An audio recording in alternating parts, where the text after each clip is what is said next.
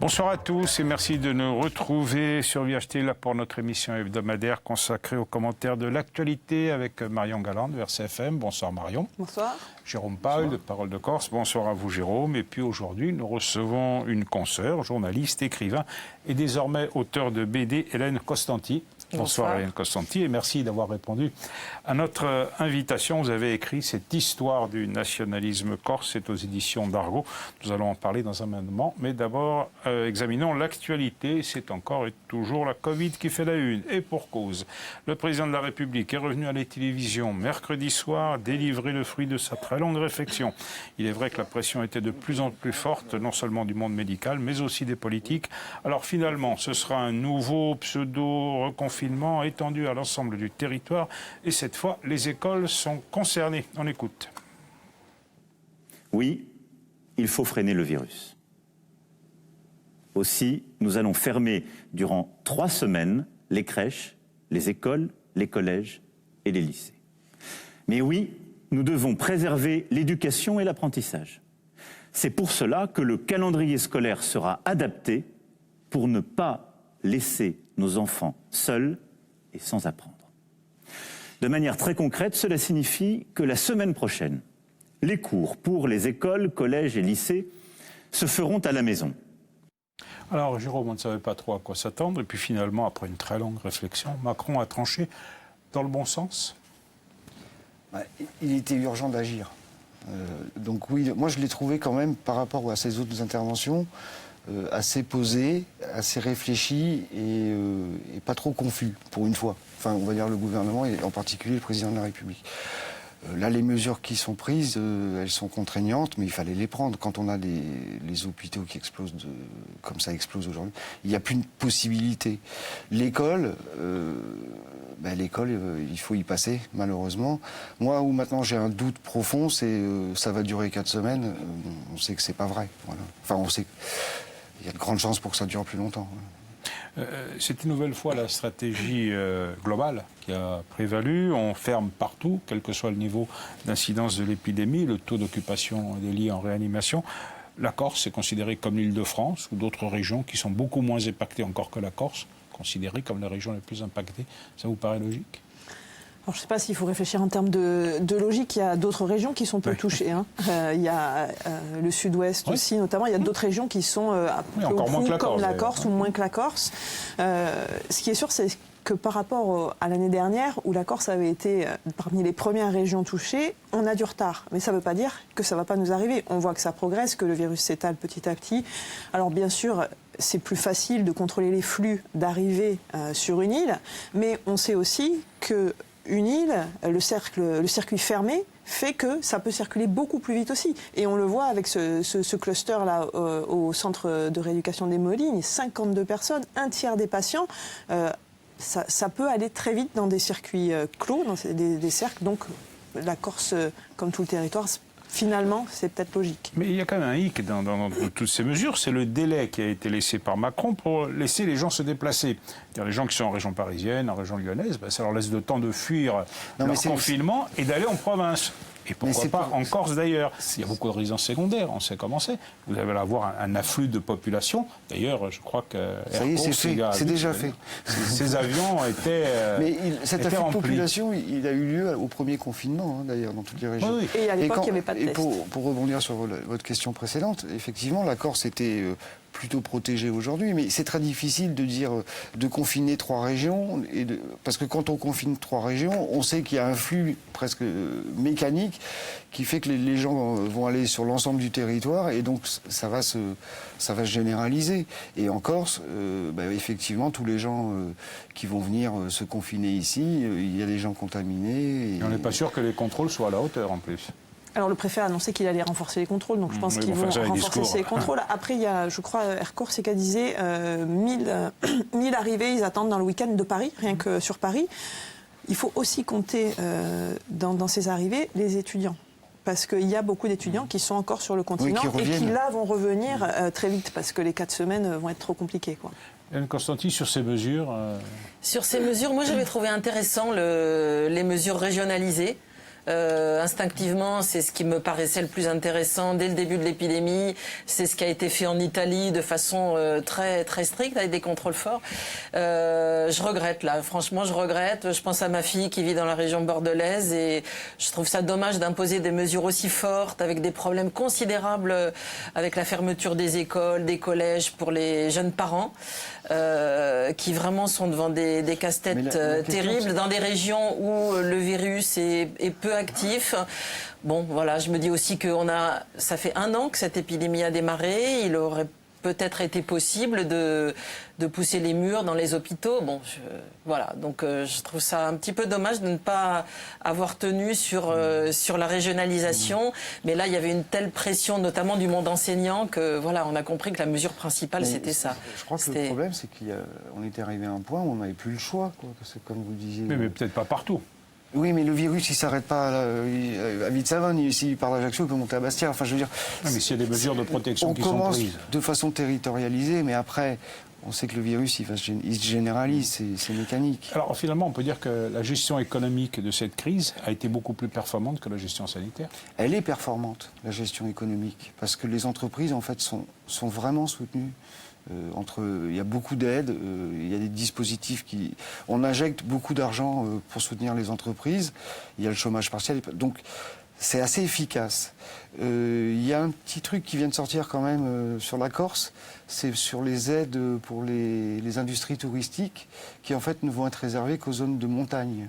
Et il y a beaucoup d'entreprises de la filière touristique en Corse qui ne vont pas être éligibles parce qu'en fait on s'aperçoit ça a été fait pour les stations de ski. Bon, après, il va y avoir il y a un vrai dossier qui va sortir sur la Corse et je crois que même le président de l'exécutif a demandé à ce qu'il y ait une modification du décret parce qu'il y a beaucoup d'entreprises qui pensaient avoir les dispositifs économiques en Corse qui ne vont pas être éligibles. Mais depuis le début, de toute façon, de la crise sur l'aspect économique, il y a des ajustements permanents parce qu'à chaque fois qu'un décret sort, ils se rendent compte qu'il y a certaines entreprises qui ne rentrent pas dedans, etc. Donc, moi, je ne suis pas trop inquiète. J'espère ne pas être inquiète. Le décret, je suis une éternelle assez... optimiste, oui, mais un décret, ça se modifie. Il faut le modifier. Et il va y avoir aussi autre chose, c'est qu'on va arriver à terme, ça a été prolongé, au remboursement des prêts. Ça va être effectif. Les PGE. Ouais. Alors on évoque éventuellement un report de 5 à 6 années. Ça vous paraît la mesure qui va se dessiner ou alors, Si vous voulez, les PGE, les entreprises, il y a 2 catégories d'entreprises. Il y a des gens qui ont fait des PGE par précaution, donc qui ont encore les volumes d'argent sur leur compte. Et puis il y a des entreprises qui ont fait des PGE pour faire tourner la boutique. Et celles-là sont, à mon avis, assez majoritaires. Et il va y avoir un problème de remboursement à un moment donné.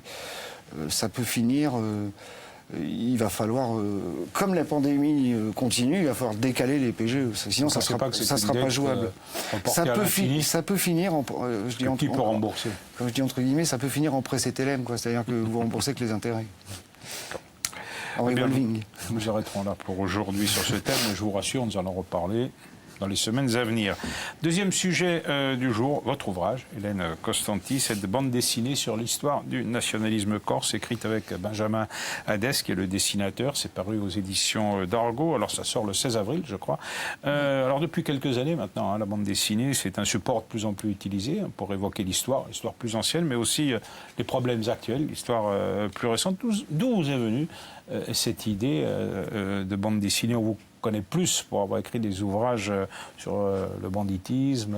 Oui, ça m'est venu. Moi, je suis une lectrice de bande dessinée et j'ai commencé à m'y intéresser encore plus lorsqu'on commençait les bandes dessinées d'enquête, c'est-à-dire des bandes dessinées écrites par des journalistes avec des dessinateurs. Et je trouve ça ouvre un champ fantastique pour le récit d'actualité, pour le récit historique. Et j'ai commencé à proposer de travailler en tant que scénariste dans une revue qui s'appelle La Revue Dessinée et que je vous recommande, qui est vendue en librairie. C'est le même groupe que 21, enfin c'est un petit groupe de presse. Et donc j'ai commencé à faire des récits de 20-30 pages avec des dessinateurs. Et c'est vraiment un plaisir immense d'écrire un récit, de recevoir les premières planches des dessinateurs qui sont au début vraiment crayonnées et de voir tout à coup l'histoire qu'on a envie de raconter qui vraiment prend vie.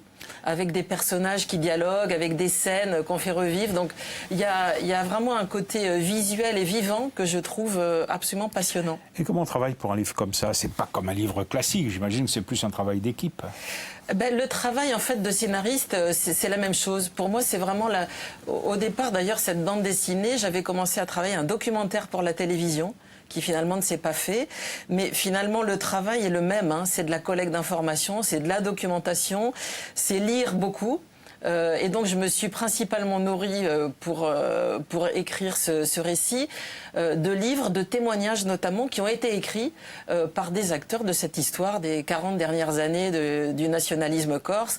J'ai lu les livres écrits par Alain Orson, par Léo Batteste, par Pantaléon Alessandri et d'autres. Et c'est vraiment leurs témoignages qui ont nourri le récit et qui m'ont permis de mettre en scène des moments forts de cette histoire. Parce que c'est 40 années, donc 40 années c'est long, donc j'ai choisi quelques moments clés. Est-ce qu'avec la bande dessinée, il y a aussi une volonté peut-être de donner l'accès à l'histoire, etc., plus facilement à des personnes qui n'iront pas vers des livres bien sûr, ce genre d'album, ça ouvre tout à coup à des lecteurs qui n'auraient jamais acheté un essai ou qui n'auraient même pas regardé un documentaire un peu sérieux à base de témoignages et d'archives. Ça permet de toucher des publics, mais à commencer d'ailleurs par les dessinateurs avec qui je travaille, parce que j'ai fait d'autres BD en parallèle. Et voilà, des dessinateurs qui me disent « Ah, mais ce que tu nous racontes là, mais c'est incroyable, mais j'aurais jamais cru. » Voilà, ça permet vraiment je pense, de toucher des publics qui ne sont pas du tout ceux du récit traditionnel écrit. Oui, puis c'est peut-être plus ludique à lire que prendre un livre un peu... Voilà, ça permet c'est pédagogique en fait, hein, ça permet vraiment c'était aussi mon objectif, c'était de faire découvrir, et moi-même j'ai appris beaucoup de choses, hein, me replongeant sur ces 40 années. Il y avait évidemment des épisodes que j'avais complètement oubliés ou auxquels je m'étais pas intéressée à l'époque. Et tout à coup, voilà, ça prend de faire ce travail de recul sur 1975-2015, ça fait redécouvrir des... Est-ce que c'est chronologique ou est-ce que vous avez fait une analyse? Non, c'est vraiment chronologique. Je commence par l'élection des nationalistes à l'Assemblée de Corse en 2015. Et c'est un peu cet événement qui a déclenché mon envie d'écrire ce récit, en fait. C'est lorsque j'ai écouté les discours, et notamment celui de Gilles Simeone, qui regardait son père, et je me suis dit, ah oui, quand même, il y a vraiment quelque chose. Il s'adresse à son père, le héros d'Aller, il y a 75, et je me suis dit, ça y est, c'est mûr pour raconter ces 40 années d'histoire. Et une idée, c'est l'idée de Paoli comme fil conducteur. Oui. Pourquoi ça? Alors ça, c'est l'originalité du récit et c'est la part de fiction, puisque tout est très documenté, mais la BD donne beaucoup de liberté. Donc le narrateur de cette histoire, c'est Pascal Paoli, c'est sa statue, qui reprend vie. Et donc on voit le personnage, il descend de sa statue, il a ses couleurs comme ça, bleu-vert, de bronze.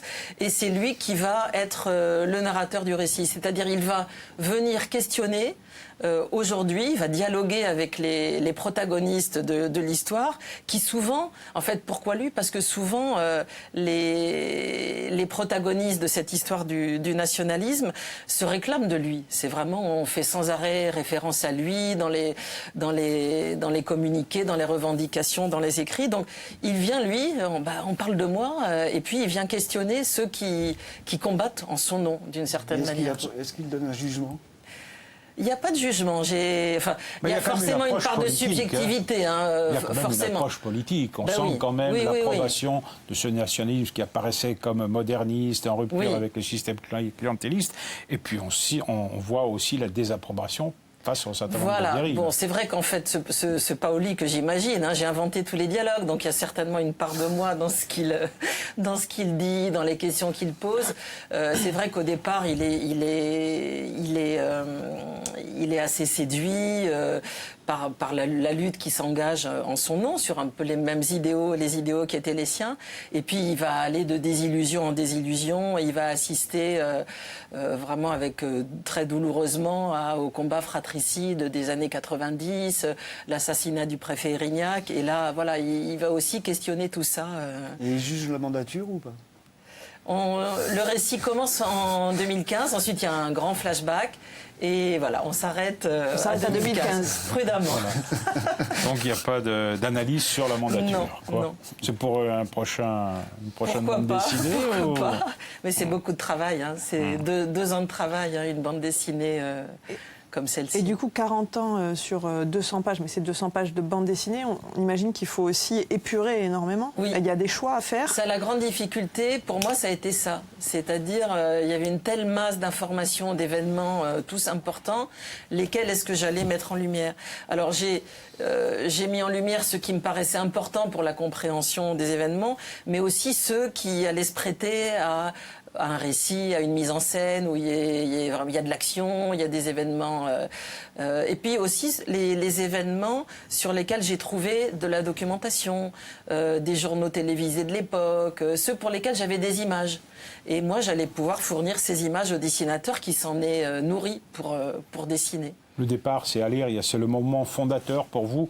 Avant, vous n'en parlez pas, c'est vraiment là, à ce moment-là. Oui, voilà, mon récit commence en 75. On aurait pu, bien sûr, remonter, faire un deuxième flashback dans le flashback, remonter à la genèse, aux combats environnementaux et autres. Mais voilà, j'ai choisi de commencer à 75 aussi parce que j'ai voulu garder quelques personnages principaux, ne pas multiplier les noms corses, hein, comme dit mon éditeur, dans lesquels on se perd. Donc avoir quelques personnages centraux qu'on va suivre du début à la fin. Et je trouvais que de Edmond à Gilles, il y avait quelque chose de vraiment intéressant et qu'on allait retrouver tout au long de ces 40 années. Mais on dit souvent que ce qui arrive en Corse, de temps en temps on dit on pourra en faire un film. Oui. Là vous en faites une BD, ça pourrait presque devenir une BD, un film ou... Oui, mais absolument. C'est pas l'enquête corse quand même. Hein. Non, mais c'est ce que je fais de plus en plus d'ailleurs. Oui, c'est partie de l'enquête. Oui, il y a l'enquête corse. Je travaille beaucoup maintenant à des adaptations de livres, soit en documentaire, mais aussi en fiction. Et c'est vrai que ça pourrait... Il y a des épisodes très romanesques. Après, il faudrait se concentrer sur une période, un événement. Ça ferait de beaux films. Un mot sur le fléau qui gangrène la Corse aujourd'hui. Vous en parlez un peu, mais à la marge par rapport à l'ensemble de la BD. C'est le grand banditisme, évidemment. Alors, vous avez écrit dessus. Hein. Il y a des collectifs. Ça se développe. Pourquoi avoir choisi de laisser de côté c'était l'histoire du nationalisme. J'ai laissé de côté le grand banditisme, j'en parle un petit peu, mais j'ai laissé de côté aussi le rôle de l'État finalement. Hein. Je me suis un peu posé la question parfois, mais je me suis dit non, mon récit c'est vraiment les acteurs, les hommes, quoi. Les acteurs de la lutte nationaliste. Et bien sûr, on voit surgir Pasqua, on voit le commissaire Broussard, on voit les personnages importants de la répression d'État à certains moments, mais c'était vraiment pas mon thème central. C'était vraiment le combat nationaliste avec ses nuances, autonomiste, indépendantiste. J'ai voulu expliquer ça de façon un peu simplifiée, mais assez claire pour les lecteurs. Et vous avez raisonné un peu comme une historienne aussi ? Parce qu'il y a un parti pris dans ce que... Enfin, vous dites j'ai fait des choix, mais est-ce qu'il y a une... Enfin, moi j'achète cette bande dessinée, est-ce que c'est un bouquin d'histoire aussi? Alors on peut dire que c'est un livre d'histoire aussi? Alors tout ce qui est raconté est vrai. Bon, à part les dialogues entre Paoli et les personnages de l'histoire, mais tout est extrêmement documenté, c'est précis, il y a les lieux, il y a les dates, je n'ai rien inventé du fond de l'histoire. Donc il y a une dimension histoire. Enfin, oui, c'est aussi un document, oui, tout à fait. Est-ce que, du coup, on pourrait imaginer, enfin, c'est ce que Jérôme disait, moi, dans la BD, on voit aussi un côté parfois enfantin. Ça peut s'adresser aussi à des gens plus jeunes, des enfants. Est-ce que vous parlez d'adaptation cinématographique, mais pourquoi ne pas imaginer ça, justement, en dessin animé? Oui, en dessin animé. Oui, en dessin animé, oui, mais... Là, on rentre dans des économies qui sont vraiment d'une autre nature. Dessin animé, ça se fait beaucoup moins. Autant la bande dessinée d'enquête, ce qu'on appelle le roman graphique ou le récit graphique, a trouvé un vrai public adulte. Autant le dessin animé, moins. Il y en a eu quelques-uns, mais c'est tellement cher à produire que ça reste une cible plutôt enfantine et il y a peu d'adultes qui vont aller regarder des dessins animés. Eh bien, je vous le conseille, ça sortira donc le 16 avril, c'est aux éditions d'Argo. Troisième sujet de la semaine, c'est ce rapport de la Chambre régionale des comptes qui porte sur la gestion de la ville de Bastia de 2012 à 2019. Une petite partie sur la gestion de Soukaril, mais l'essentiel sur celle de la majorité actuelle. Le constat est très sévère, finances dégradées, dettes importantes, capacité d'autofinancement très réduite, des recrutements nombreux. Bref, la gestion, selon la Chambre, est catastrophique et met en péril les futurs investissements. L'opposition y a trouvé tous les arguments nécessaires à son combat. On écoute Julien Morganti. On sent que la mairie ne gère plus le quotidien, donc c'est pour ça que nous on veut répondre à la fois sur des questions de long terme, de court terme et aussi de moyen terme. C'est ce qui manque à Bastia aujourd'hui, c'est une trajectoire économique, sociale et environnementale. Il y a une hausse de la fiscalité, une précarité salariale, un endettement record et on s'aperçoit qu'on n'a plus la capacité d'investir. Et une ville, quand elle n'a plus la capacité d'investir, notamment dans ses services publics, il y a un risque de décrochage majeur. Alors je précise qu'on attend encore la réponse de la mairie. Pierre Savé l'a dit qu'il devrait le faire dans les jours à venir. En matière d'emploi, visiblement, les majorités changent, les pratiques demeurent. Certes, la situation sociale est extrêmement grave et il y a énormément de sollicitations, mais votre budget à ce moment-là est contraint. Si vous employez trop, Bastia va devoir réduire ses investissements. C'est quand même très inquiétant, Jérôme.